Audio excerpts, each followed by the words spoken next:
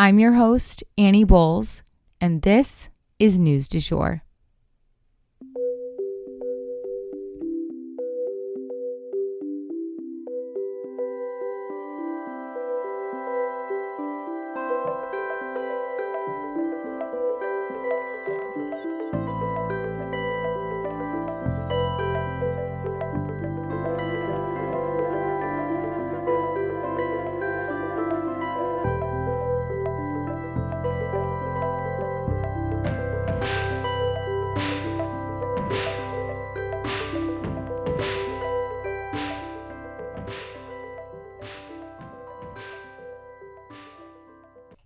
Hey you guys, and welcome back to the News du Jour, a calmer space to consume the news. Guys, I am so freaking tired. I don't even have words for it. Honestly, this is, a new level for me. Also, my dog is hanging out chewing this bison horn that we got him. So it's been obnoxiously loud, and I've tried to start the podcast 3 times now. So I'm hoping we're in a lull right now. But if you hear something, that's probably what it is. Anywho, for the end of the week here, we have 2 mini stories and then 3 longer stories. Let's get into it. So first and foremost, DACA. Okay, guys, so DACA is back on the chopping block. And in case you need a quick refresher, this is the program that is sometimes called the Dreamers, or basically the kids who were brought to the U.S. by their parents or were born on U.S. soil illegally. So basically their parents had a dream for them, hence the name The Dreamers, for them to have a better life, and they got them here. But they did not knowingly break the law because they're children. So that's the vibe here. And now a federal judge has ruled this law to be illegal. So basically, if this law were removed, it would basically force these children who are sometimes adults now, sometimes they were brought here or born here, very, very early on in their life, and now they're adults, but they would become illegal immigrants if this law went away.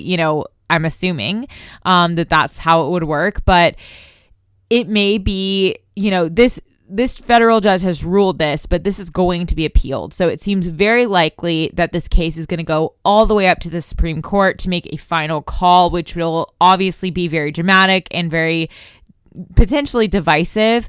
We'll definitely keep you guys posted because I know this case affects a lot of people, so stay tuned on that. And then for our second mini story, Hunter Biden was just indicted on felony gun charges, you guys. And the reason this is a mini story and not a full story is simply because we have gone over these charges quite a bit already. The new charge is more serious in terms of the weight it carries, but it stems from the same crime that we've talked about a bunch. Hunter basically checked a box when he was buying a gun that he said he was not abusing illegal substances when he was buying the gun, when there may have been reason to believe that he was struggling in his sobriety. I don't know the details on that and, what kind of legal footing they have to say that he was or wasn't abusing illegal substances. No idea. But the gun laws and the enforcement of them is very important. So he will be held accountable for what he put on that form in a court of law. We'll definitely keep you guys posted. So first up for today, this will be a quick story as well. The Trump case in Georgia has been severed. So Trump's case has now been severed, meaning separated out from all the other 17 defendants in Georgia. And this is probably for the best, just because these other average Joe defendants do not have the same type of case as Trump. Let's face it. Everyone here has different agendas, but Trump's is especially different for very obvious reasons. This way, the defendants who want that speedy trial can do so, but Trump can really take his time and get his ducks in a row a bit more. Given all that he has going on, I am sure that he and his legal team will need that time. Either way, 2 of the defendants will go first on October 23rd, as they have requested, and the way that their trials play out will certainly give us a peek into what will happen in the courtroom with Trump. For those two trials, they are looking to have a jury seated and ready to roll by November 3rd. Pretty soon and pretty crazy. Buckle up for a roller coaster of an election season / trial season. It's definitely going to be a bumpy ride, I am sure, and I will keep you guys posted every step of the way. So for our next story today, Mitt Romney retires. Okay, guys, so Mitt Romney has done what a lot of us wish more leaders would do today. He announced that he is not seeking re-election, but instead is making way for a new generation of leaders to step in. Here's how he put it. So you guys have already seen the statement that I put out. I don't know that I want to repeat that, but if you have any questions, I'm happy to respond to those. Senator Romney. Why would you not pursue a re-election? I considered my age and the fact that at the end of a second term I would be in my mid-80s, and I think it's time for guys like me to get out of the way and have people in the next generation step forward, because they're going to be shaping the world they're going to be living in. And over the last a couple of decades, people of my age, the boomers, have done pretty well for ourselves. We voted for all sorts of benefits and programs for us, and we haven't paid for them. And I think some of the people that are coming along next want to have a say in how we leave the earth and how they prepare for the future they're going to live in. Well, you heard it from the elephant's mouth. Honestly, God bless this man for this whole statement. The U.S. has been embarrassed a lot lately, whether that's senators freezing up on camera or presidents fumbling words or congressional leaders not knowing the basics of how the internet or social media works. There is a lot at play today that simply didn't exist 10 years ago and will continue to affect young people long into the future. And yet we're not the ones making the rules right now. It's hard for young people to break through and win elections when they are up against household names. So someone like Mitt Romney, knowing that he can still have great influence in DC, that he can still have a very impactful career, but not necessarily hold on to that seat and box other people out, it's huge. And hopefully stepping down can help some new blood make their way into the district. So for our final story for the week, tech giants unite around a common cause, reining in AI. So even though they're competitors in the everyday, major tech power players are in agreement when it comes to one thing: the dangers of AI. They have each individually come forward to warn the public about what they see could be dangers emerging with this new technology.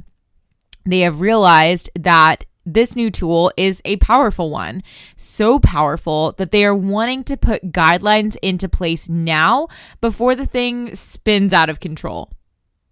This meeting was hosted in DC with lawmakers who are also eager to put parameters on tech generally, not just AI.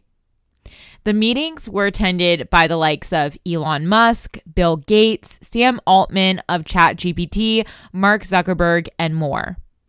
They also had labor unions and other business leaders there to participate in these talks who have skin in this game.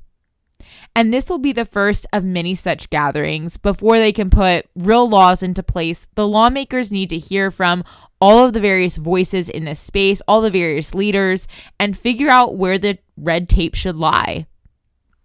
And also, it goes without saying that these laws will not be perfect right out of the gates, you guys. And I think that's something that's really important to understand.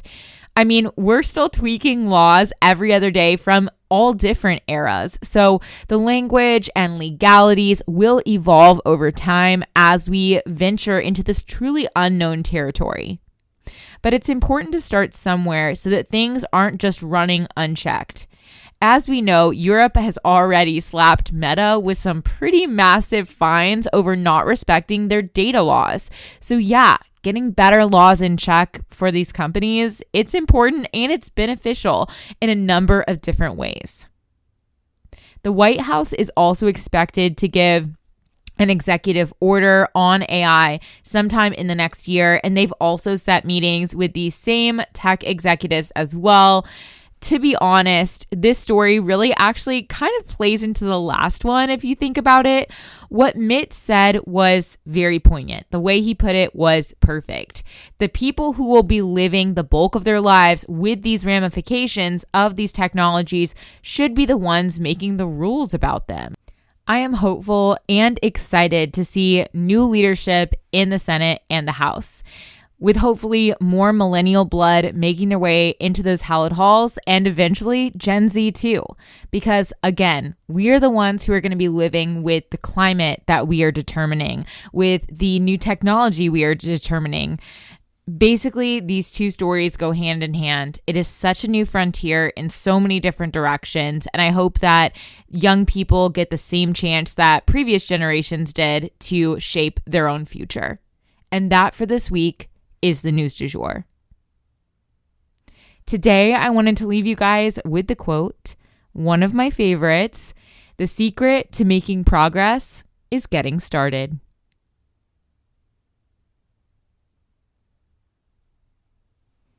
If you enjoyed this episode, please subscribe on whatever podcast platform you use to listen. A rate and review or shout out on social media would mean the world to us and help us be able to keep creating the news du jour. But the best way to support all of our work is to become a patron at www.patreon.com/sugarfreemedia. You can also follow us on social media under sugarfreemedia.co on Instagram and just sugarfreemedia, all one word, on TikTok. Any little noises you may hear in the background are my rescue pup. He has a little separation anxiety and always records with me. We appreciate you listening and look forward to telling you about the news again next time on News du Jour. Broadcasting from Oklahoma.